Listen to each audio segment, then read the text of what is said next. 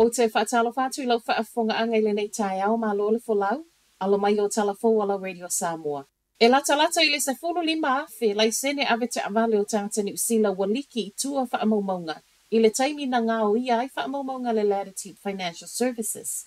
O le whaamauninga le wa au mai e le waka ko tahi, ma e whaape e o mai ana nafi, o lo o sue pēa le te leo le afianga wa iai. Mai le Latitude Financial ana nafi, e tusa ma le fitu tesi iwa miliona, lai sene ave te avale o tangata au se tālia mani usila wāluai. Ma o le tolo tesi 2 miliona o le au whainga, po o le whaase fulu pasene o whaamaumaunga na tu inatu i le kamupani tu tono le se fulu tausanga tāluai. Tu umai tu si folau o whaamaunia mai ai e tu sa ma le 5 fulu tolu afe, tu si folau wa ngauia. Ma o se si itanga tele lea pe awha atu sa i le afe tolu se lau ma o na tupu, na tā ua mai il matanga luenga o le vai whafua ni usila. I le vai aso wha atu a umatu. Ai mai le waka ko tahi ma le Latitude, o le laasanga e so o ai le mai au so e so engolo wha solo pea nei, o le wha so o ta i o pa anga wa a fia. O le afo iwa mai au fo mai le Latitude Financial na te toe wha atu peina ID o tangata ua ngao ia, pe awhi na ngalo le e ana e toe wha fo. I le mata upu lava le nei, a o so e so e pea lai le Latitude Financial le te leo le a fianga wo o iana pa anga, o le ua a fia tu ai fo ima pa anga le Kiwi Bank.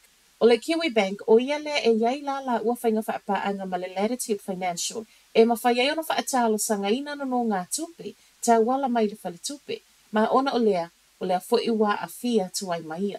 Mai le Kiwi Bank, o lea ua o le whaitau i le silia ma le lua afe, o ana paanga wa ngā ia tu ai mawha maumaunga, ma o lo iai le papolenga, e le pa wai lea.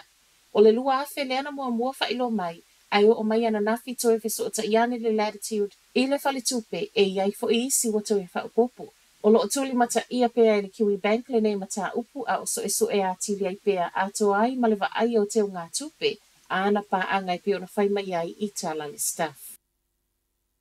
Ua tauia le telo tupe le vaenga o whale pui na whaalu sa ili mai ai nisi ona tangata ngā lulue, peita i ele o lava. Lata i le 4 miliona lea na alu i whaasala launga na whai ele tausanga te aluai, e sa ilia mai ai nisi leo i whale pui. Lea ele ngata i whaasala launga na whaalu i lungo televise, online, social media, o lau papa o lo mi ai whaasala launga whaapisi nisi, whale whaatalipasi, whaapele tele o pepa lo mia na whaapipii i lungo le awala. Mai mei whaalau i loa wa maa waile silia ma le tolu wafe o tūsi tālo sanga mai tangata o lo o fia avea ma leo i tonu to ese. Ma o le whai numera lea talo mai o ke topa o le lua afe lua. A o fia ina matanga luenga o whale pui le toa tele o whaatalo sanga mai e fia whai ngā luenga.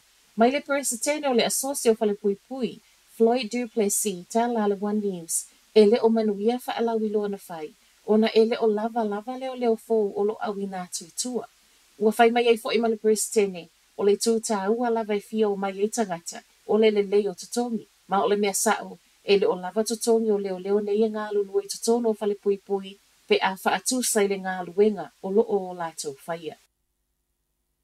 A whaia pa sia le pili na tala noa i le mālua na nafi. E ono manui ai a inga e na o le toatasi le matua ma o ia fo i lea, o lo o maua le benefiti wa tā ua o le Sole Parent Support. O le pili le nei a whaia pa sia le palemene, o lona wingo le atu usao atu e le Inland Revenue, tupe wa tā ua Child Support leo lo o iawina i limo le matua anga waa. I le taimi nei, o le olo o awina i le Inland Revenue po le IRD tupe nei e tutongi le matua e le ono nofo matausi le tamaititi, ma o lo o toe whaapaleni le benefiti le e tala le matua o lo o ia mawaina po le Sole Parent Support. A whaia alo ia le neisuinga e le ngata o le amawa sao e le matua le Child Support o lo o tutongi natu i le Inland Revenue. Ai o le a le to i tauma o mia i fo i le whaatalo sanga o le matua mo le Child Support ina ia anga waa i le benefiti. A whaia pasi el palemene o lona winga, e a matalo ia le atoanga o le neis winga, mai le masino au kuso le tausanga nei po le taimi lea o le atutongi ai Child Support mo le masino i ulai. Ma tala whaaiu, to o tele tangata kiwi e le o tali tonuina le leina whaai o la tautua a, pe a awina atu i no fuanga o lo no fuai tangata mātutua. Iso enga na whaia ma whaai loa e le nisa, o lo e loa ai o le valu se fulu pasene o tangata ni usila, e le a toa lo lato utali tonunga o lo o le leo na vaai. A to e te pale tau sanga tāluai, e silia ma le afe lua se lau moenga po awa noa tāpuni e no fuanga nei, ona o le uti o le au whai ngā luenga. Ma o le ua saule tala e tusa ma le tasi afe, tausima'i o lo'o su'e. Ua toe mo le mau ai se tasi o tausima'i o ia fo'i o le tamaita'i pule, i se tasi o fale o tangata mātutua, e le o faingofia i le au faingāluenga, a e sili ai a inga o tangata mātutua o lo'o lātou tausia. Ai mai le palemia Chris Hipkins, o se tasi leo ngā luenga o lo'o whaingatā, ma o lo'o va'a pia iai le mālo i le wha'lelei o tutongi o tangata o lo'o ngā lulue ai. Tala na o le nei fo i tai au, manuia le asa.